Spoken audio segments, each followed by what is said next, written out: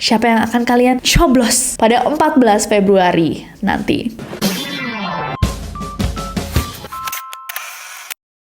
Setiap kali aku ngepost bahwa aku masih melakukan riset atau masih menimbang-nimbang siapa kandidat calon presiden dan wakil presiden yang akan aku pilih, banyak dari kalian membalas dengan minta contekan dong Nesi. Dan aku jadi tahu juga banyak dari kalian yang masih bingung sebenarnya atau masih gundah, unsure siapa yang kalian akan coblos tanggal 14 Februari nanti. So let's play a little game. Ayo kita bermain bersama. Hey guys, it's Nessie and welcome back. Kalau kalian belum subscribe ke channel ini, jangan lupa klik tombol subscribe-nya. Maaf banget aku lagi sedikit bindeng karena udaranya lagi nggak jelas. Jadi jangan lupa minum vitamin kalian dan belajar dari kesalahanku biar kalian nggak kayak gini. Sebentar lagi pemilihan presiden, tapi masih banyak yang galau. Mencoba untuk melakukan riset sendiri, baca-baca perbedaan visi misi dari para capres dan cawapres, tapi banyak yang bahasanya juga membingungkan. Don't worry guys, aku akan mencoba untuk membantu kita semua. Tapi untuk kalian-kalian yang kayak, apa sih susahnya bahasa politik, kayak biasa aja, shush, nggak seru, kalian nggak diajak di sini. Ini buat kita-kita yang sedikit indecisive. She can't decide, she keeps on looking from left, middle, and right. Mari kita bareng-bareng guys, memulai untuk menentukan pilihan kita dari program kerja para capres dan cawapres. Cara mainnya gampang banget. Siapkan sesuatu untuk mencatat guys, boleh kertas dan pulpen, atau kalau misalkan kalian nonton ini di TV, bisa langsung aja catat di handphone. Langkah selanjutnya, buat 3 kolom X, Y, dan Z. Dan nanti aku akan memberikan kalian rangkuman dari program kerja 3 paslon yang ada. Dengan paslon mana kalian paling setuju, tinggal berikan 1 poin untuk X atau Y atau Z. Tapi ada peraturan dikit guys dari NCC. 1, nggak boleh search di internet. Dan yang kedua, nggak usah dikira-kira X itu siapa, Y itu siapa, atau Z itu siapa. Dengerin aja program kerjanya dan pilih sesuai dengan apa yang kalian percaya sebagai solusi terbaik dari pertanyaannya. Oke, let's have fun. Kita mulai dengan yang pertama.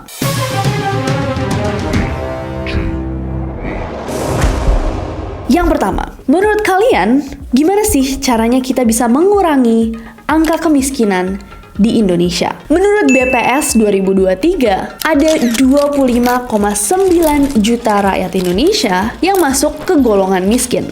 Nah, untuk mengurangi angka itu guys, kira-kira menurut kalian solusinya adalah X, pemerintah perlu nambahin penerima bantuan sosial keluarga miskin dari 10 juta ke 15 juta orang. Y, program bantuan sosial keluarga miskin diperbaiki biar lebih tepat sasaran. Dan Z, kita lanjutin aja program yang sekarang sudah berjalan dengan 10 juta penerima bantuan.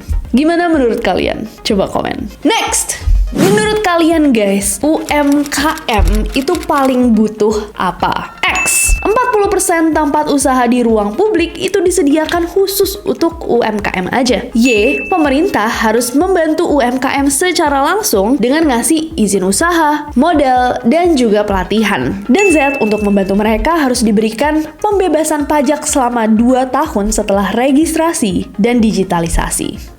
Next, menurut kalian guys, gimana caranya biar tenaga kesehatan di Indonesia itu bisa lebih lebih sejahtera? Pemerintah fokus dengan meningkatkan pendidikan tenaga kesehatan dan juga memperbanyak nih tempat-tempat di mana mereka bisa mempelajari ilmu kesehatan. Pemerintah fokus ngasihin beasiswa dan juga hak-hak tenaga kesehatan selama pelatihan juga, atau gaji tenaga kesehatan dinaikin. Next, sekarang ngomongin buruh-buruh yang ada di Indonesia. Menurut kalian guys, apa yang paling dibutuhkan oleh para buruh? Apakah lebih banyak peluang kerja dan juga tempat tinggal yang layak untuk para buruh dengan membangun atau merenovasi 10 juta rusunawa? Atau meningkatkan kesejahteraan dan akses untuk menambah keterampilan serta melibatkan para buruh dalam membuat kebijakan? Atau meningkatkan kesejahteraan mereka dan juga memberikan akses pendidikan untuk anak para buruh? Next adalah topik tentang lapangan kerja guys. Ini berhubungan dengan banyak teroris antara masih kuliah atau bekerja. Menurut kalian, dengan semakin meningkatnya jumlah angkatan pekerja muda, yang diperlukan adalah pemerintah menciptakan 17 juta lapangan pekerjaan baru, atau pemerintah harus menciptakan 15 juta lapangan pekerjaan baru, termasuk pekerjaan yang mendukung pelestarian lingkungan. Atau pemerintah kasih subsidi premi asuransi ke perusahaan yang nerima para pekerja muda sebagai karyawan tetap. Next, KPK. Gimana caranya biar kinerjanya KPK makin oke 5 tahun ke depan? KPK harus diperkuat dengan teknologi informasi dan diawasi ketat. KPK harus didorong jadi lembaga independen yang nggak bisa diintervensi sama siapapun. Atau KPK, kepolisian, kejaksaan, dan kehakiman dalam penegakan kasus korupsi dijamin tidak akan diintervensi oleh pihak manapun. Next, energi baru dan terbarukan. Gimana caranya biar EBT, energi baru dan terbarukan? EBT lah. Oh iya betul. EBT, kayak energi surya, energi angin, dan biomasa itu makin cepat diwujudkan guys di Indonesia. Apakah menaikkan penggunaan EBT 25-30% di tahun 2029 plus pemeliharaan hutan, pengurangan polusi udara, pembatasan plastik, dan transisi energi? Atau pemerintah memberi bonus bagi mereka yang menerapkan dan meningkatkan penelitian EBT? Atau peraturan tentang EBT dipermudah agar semakin banyak yang investasi? Next, masyarakat adat. Nih untuk ngasihin kalian sedikit konteks ya guys. Masyarakat adat itu adalah sekelompok penduduk yang hidup berdasarkan asal-usul leluhur dalam suatu wilayah geografis tertentu. Memiliki sistem nilai dan sosial budaya yang khas, berdaulat atas tanah dan kekayaan alamnya, serta mengatur dan mengurus keberlanjutan kehidupannya dengan hukum dan kelembagaan adat. Apa solusinya agar konflik antara masyarakat adat dan pemerintah tidak terjadi lagi? Apakah hukum tentang tanah adat diperbaiki dan satgas dibentuk untuk menyelesaikan konflik? Atau proses pendaftaran tanah masyarakat adat dipermudah dan mereka dilibatkan dalam proses pembangunan? Atau pemerintah dialog aktif dengan tokoh masyarakat adat sebelum proyek nasional dimulai? Next, lingkungan hidup. Gimana caranya guys biar hutan di Indonesia itu nggak gundul lagi? Apakah penghentian sementara penebangan hutan mempercepat penghijauan dan pemulihan hutan? Atau penebangan hutan dihentikan sementara dan hutan yang sudah ditebang itu harus diperbaiki? Atau lahan kurang produktif dimanfaatkan biar hutan nggak ditebang lagi? Next, nah yang ini berhubungan sama beasiswa. Menurut kalian guys, gimana caranya agar pemerintah bisa memberikan atau menyediakan lebih banyak beasiswa? Apakah dengan menggunakan dana abadi pendidikan yang digunakan secara bertahap untuk mempercepat dan memperluas pendidikan dengan cara memberi beasiswa? Atau jumlah beasiswa untuk mahasiswa dan dosen yang mau belajar, magang, dan riset ke luar negeri itu ditambah dan menambahkan program beasiswa untuk murid-murid mancanegara yang mau belajar dan riset di Indonesia? Atau perusahaan swasta dan BUMN diajak kerjasama untuk buka program beasiswa dan magang? Next, gimana caranya biar kinerja Polri makin mantap? Oke, baik, keren. Anggota Polri yang ada di BUMN dibatasi nih biar nggak ada konflik kepentingan. Polri dikasih pelatihan biar lebih gampang paham tentang hak asasi manusia, HAM, atau gaji Polri, dan ASN atau pejabat negara lainnya dinaikin. Which one is it? Next, hak asasi manusia. Menurut kalian guys, gimana caranya masalah pelanggaran hak asasi manusia di Indonesia bisa selesai? Apakah dengan dibentuknya tim khusus untuk menyelesaikan pelanggaran hak asasi manusia berat di masa lalu? Atau lembaga hak asasi manusia nasional dikuatkan biar bisa menyelesaikan kasus pelanggaran HAM dan juga korban pelanggaran HAM dibantu pemulihan sosial ekonomi? Atau hak asasi manusia seluruh warga negara dilindungi dan diskriminasi dihapuskan?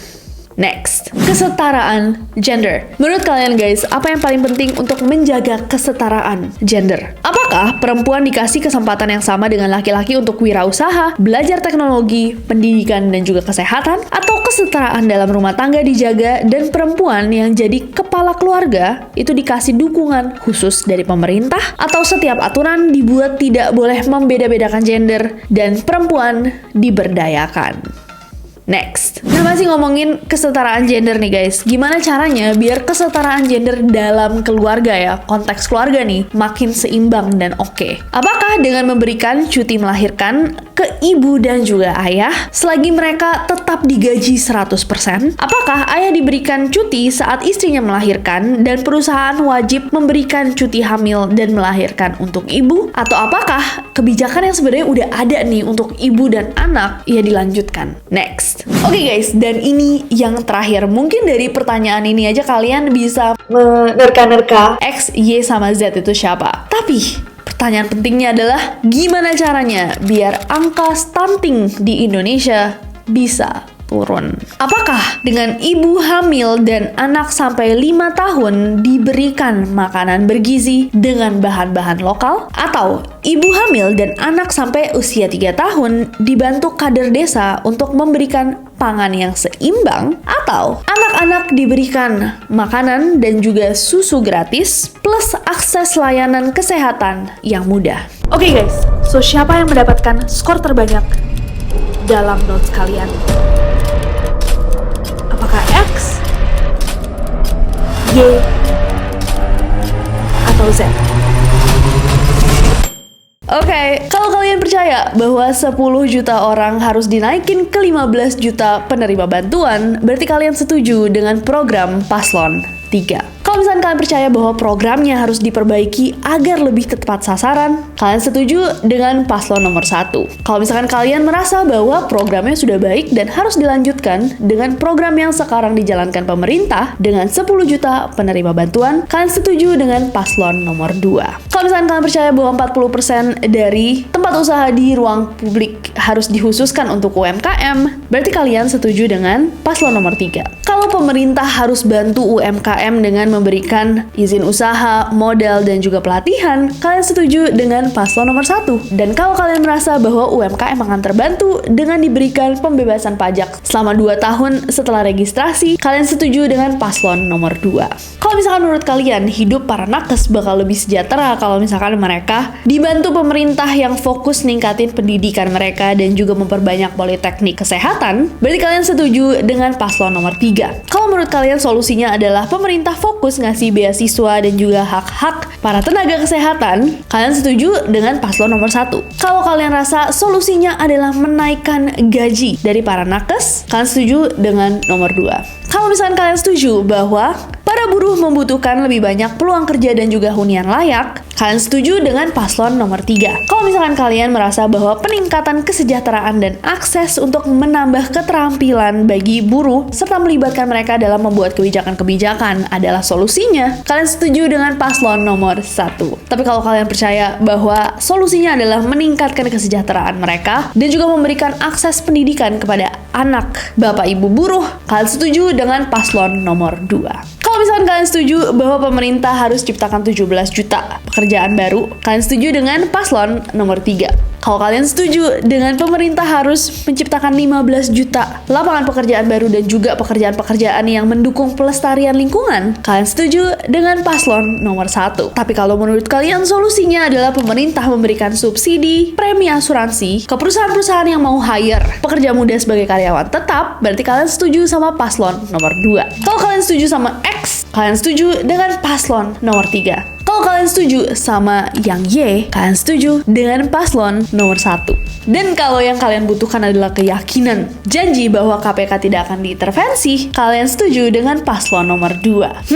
Kalau kalian setuju dengan menaikkan 25-30% penggunaan EBT di tahun 2029, kalian setuju dengan paslon nomor 3. Kalau kalian merasa bahwa kalau pemerintah emang harus kasih bonus untuk mereka nih yang menerapkan penggunaan EBT dan juga ningkatin penelitian EBT, kalian setuju dengan paslon nomor 1. Dan kalau kalian merasa bahwa peraturan tentang EBT itu harus dipermudah biar makin banyak yang investasi dan itulah solusinya, kalian setuju dengan paslon nomor 2. Kalau kalian setuju dengan yang ini, berarti kalian setuju dengan paslon nomor 3. Kalau kalian setuju dengan yang ini, berarti kalian setuju dengan paslon nomor 1. Dan kalau kalian setuju sama yang ini, berarti kalian setuju dengan paslon nomor 2. Kalau misalnya menurut kalian hutan-hutan gundul di Indonesia itu solusinya biar nggak gundul lagi dengan penghentian sementara penebangan hutan, mempercepat penghijauan dan juga pemulihan hutan, kalian setuju dengan paslon nomor 3. Kalau kalian merasa bahwa penebangan hutan dihentikan sementara dan hutan yang udah ditebangin itu harus diperbaiki dulu, kalian setuju dengan paslon nomor 1. Tapi kalau kalian merasa bahwa solusinya adalah dengan lahan-lahan yang kurang produktif itu dimanfaatkan biar hutan nggak ditebang lagi, kalian setuju dengan paslon nomor 2. Kalau kalian setuju sama yang ini, kalian setuju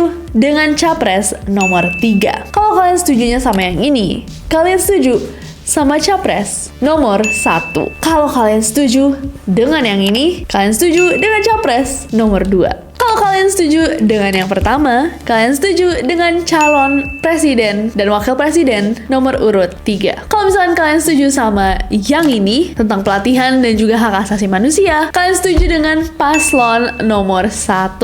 Dan kalau misalkan kalian setuju dengan penaikan gaji Polri dan ASN atau pejabat negara lainnya, kalian setuju dengan paslon nomor urut 2. Kalau misalkan kalian setuju dengan dibentuknya tim khusus, kalian setuju dengan paslon nomor 3. Kalau kalian setuju bahwa lembaga HAM-nya tuh harus dikuatkan dan korban-korbannya dibantu pemulihan sosioekonomi, kalian setuju dengan paslon nomor 1. Tapi kalau kalian percaya bahwa hak asasi manusia seluruh warga negara dilindungi dan juga diskriminasi dihapuskan, kalian setuju dengan paslon nomor urut 2. Kalau kalian setuju dengan yang ini, kalian setuju dengan paslon nomor 3. Kalau kalian setuju dengan yang ini, kalian setuju dengan paslon nomor 1. Kalau misalkan kalian setuju dengan yang ini, kalian setuju dengan paslon nomor 2. Kalau kalian merasa bahwa ide untuk memberikan cuti melahirkan untuk ibu dan ayah dengan full gaji 100%, kalian setuju dengan paslon nomor 3. Kalau kalian merasa bahwa ayah diberikan cuti dan perusahaan wajib memberikan cuti hamil dan melahirkan untuk para ibu, kalian setuju dengan paslon nomor 1. Kalau kalian merasa bahwa program yang sebenarnya sekarang udah ada itu udah cukup baik, kalian setuju dengan paslon nomor 2. Kalau kalian setuju sama yang ini, kalian setuju dengan paslon nomor 3. Kalau kalian setuju dengan yang ini, kalian setuju dengan paslon nomor 1. Kalau kalian setuju sama memberikan anak-anak makanan gratis dan juga susu, kalian setuju dengan paslon nomor 2. Dan sekarang mungkin kalian sudah mengumpulkan skor guys. Kalian lebih banyak setuju sama paslon X, Y, atau Z kita. Kalau kalian lebih banyak setuju dengan X, kalian bisa mempertimbangkan untuk memilih paslon nomor urut 3, Ganjar Pranowo dan Mahfud MD. Kalau misalkan skornya lebih banyak di Y,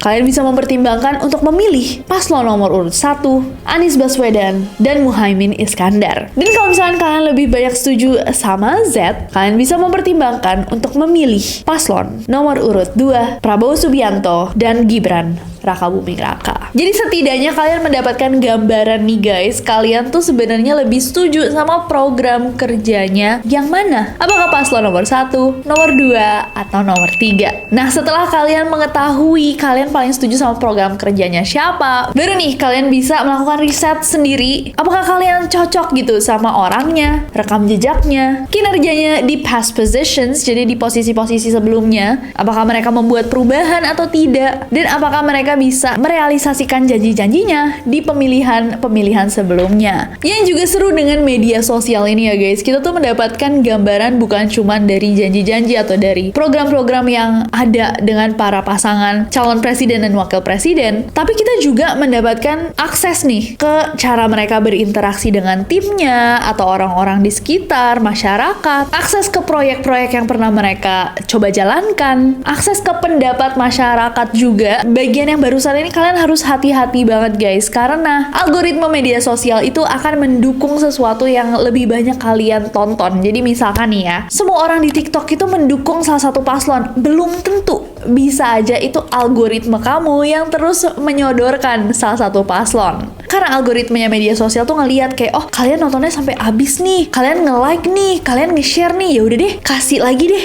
video serupa tentang salah satu paslon gitu. Dan itu tuh terjadi sama semua paslon. Jadi berhati-hatilah kembali kepada kepercayaan kalian dan riset independen yang kalian lakukan, dan juga kayak semoga video ini membantu kalian untuk mengetahui program-program kerja dari para calon presiden dan juga wakil presiden, dan membantu kalian membulatkan siapa yang akan kalian coblos pada 14 Februari nanti. Tag aku kalau misalkan kalian mau nge-share siapa yang kira-kira kalian pilih. Di Instagram aku juga kepo. Dan jangan lupa subscribe karena aku gak sabar untuk ketemu kalian lagi. Bye-bye.